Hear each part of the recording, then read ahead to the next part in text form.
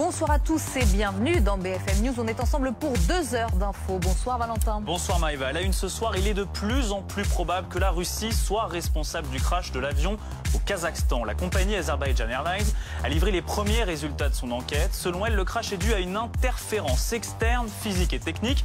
Qu'est-ce que cela veut dire concrètement? Analyse avec nos consultants aéronautiques tout de suite.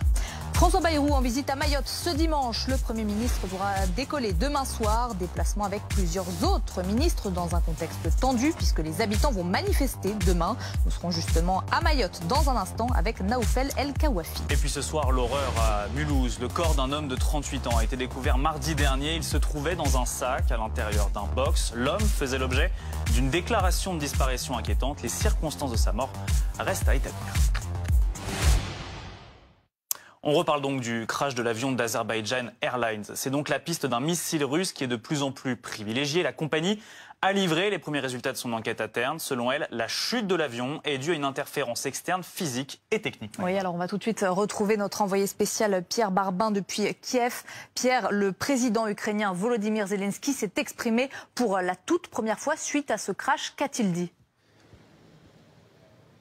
Il accuse la Russie d'être responsable de cet accident aérien qui a coûté la vie à 39 personnes. Tweet publié il y a quelques minutes. Il a donc attendu presque 48 heures pour donner officiellement sa position. Nous pouvons voir comment les preuves visuelles évidentes sur le site du crash indiquent la responsabilité de la Russie dans la tragédie. Volodymyr Zelensky qui ajoute ensuite: nous devrons consolider toutes les pressions internationale sur Moscou afin d'établir la vérité et de garantir l'obligation de rendre des comptes. Première position officielle de l'Ukraine.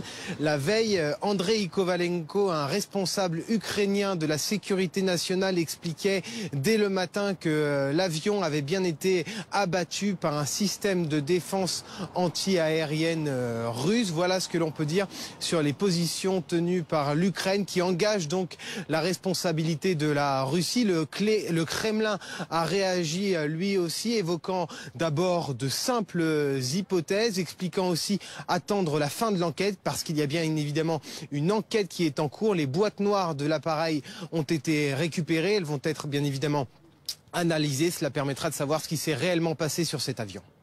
Pierre Barbin depuis Kiev sur des images de Colline Chambol. Merci Pierre. Jean Serra, consultant aéronautique, est avec nous sur ce plateau pour décrypter justement cette première enquête interne de la compagnie aérienne. Une interférence externe, physique et technique. Qu'est-ce que ça veut dire concrètement? C'est très clair. Externe veut dire que ça n'a strictement rien à voir avec l'avion lui-même. Ce n'est pas une panne de l'avion, c'est pas un moteur qui a explosé, c'est pas une dépressurisation de l'avion, c'est pas un problème technique de l'avion, c'est quelque chose qui est externe. Ça peut être un autre avion qui vous rentre dedans, ça peut être un projectile, comme c'est ce dont on parle en ce moment. Donc eux, ils confirment bien que l'avion, l'équipage n'y sont strictement pour rien, mais que quelque chose d'extérieur, par exemple un missile, a pu explosé juste à côté de l'avion. C'est ce que l'on voit sur les morceaux de l'avion qui est criblé de trous sur toute la partie arrière qui est à peu près intacte. On voit tous les trous qu'il y a eu. Donc il s'agit effectivement de quelque chose qui a explosé juste à côté de l'avion, qui a percé la cabine, y compris en dépressurisant la cabine à l'intérieur. Alors il y a les trous qu'on voit encore sur ces images autour de l'avion, mais il y a aussi les passagers, les survivants du crash qui disent avoir entendu une déflagration avant justement la perte d'altitude. Ça aussi, ça confirme la thèse potentielle d'un missile. Ah bah tout à fait. En fait, d'après l'historique que nous avons, cet avion est arrivé à Grozny. À Grozny, il y avait du brouillard. Je vous rappelle qu'il y avait du spoofing. Le spoofing, c'est des systèmes qui envoient de fausses informations aux satellites et tout ce qui s'ensuit, qui brouillent tous les systèmes de navigation. Alors avec le brouillard, il a essayé par 2 fois de se poser. La 3e fois, lorsqu'il est revenu, c'est là que des passagers ont témoigné qu'ils ont entendu 3 explosions à l'extérieur de l'avion. Donc il s'agit bien d'une confirmation que c'est bien un élément, comme ils disent, externe. Alors justement, si c'est la piste d'un missile et que ce serait la Russie qui en serait à l'origine, ça rappelle évidemment ce qui s'est passé en juillet 2014 avec le vol de la Malaysian Airlines. Exactement. Là, le problème du MH17 qui s'est passé exactement il y a 10 ans, en 2014, cet avion a été descendu.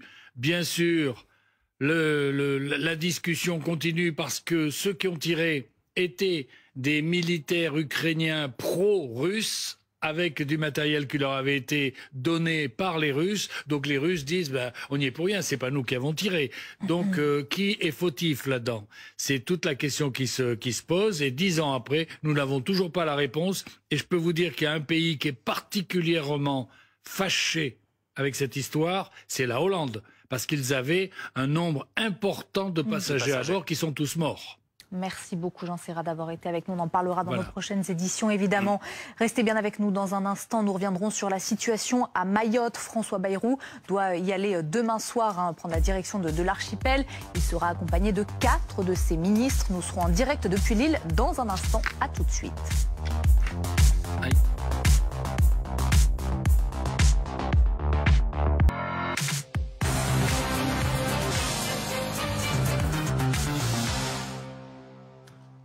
Vous êtes de retour sur BFM News, merci beaucoup d'être avec nous. À la une ce soir, la politique et François Bayrou qui va donc décoller demain soir pour Mayotte. Le Premier ministre sera accompagné de 4 de ses ministres, notamment Manuel Valls, le nouveau ministre des Outre-mer, mais aussi d'Elisabeth Borne, la ministre de l'Éducation. Alors on va aller retrouver notre envoyé spécial à Mayotte, Naoufel El Kawafi. Naoufel, juste avant l'arrivée du Premier ministre et de ses autres ministres, une manifestation est prévue à Mayotte.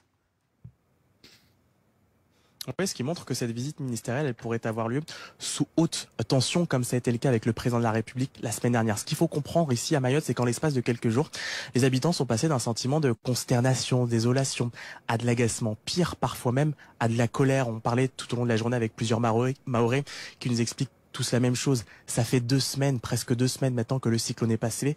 Et 2 semaines plus tard, la situation n'a pas changé. On manque toujours de tout, de nourriture, d'eau, d'électricité à certains endroits.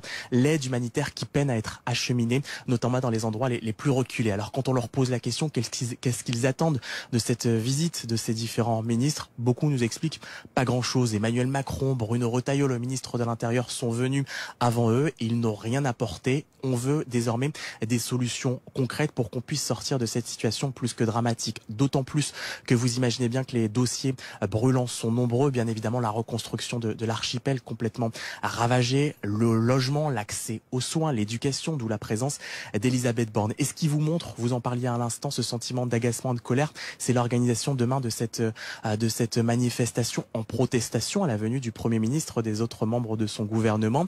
Et c'est une manière aussi pour les Mahorais de montrer leur mécontentement et selon eux, l'inaction du gouvernement face à la situation.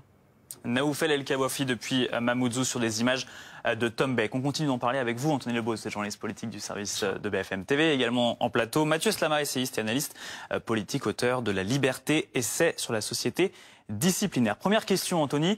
À quoi elle va servir concrètement, cette visite de François Bayrou, qui est accompagné de 5 ministres? Oui, 5 ministres, dont Elisabeth Borne et Manuel Valls, nouveau ministre des Outre-mer. 2 objectifs. D'abord, rassurer les élus, les habitants qui dénoncent un écart très grand, un décalage entre les annonces de l'État sur l'aide qui est apportée sur place et la réalité du terrain.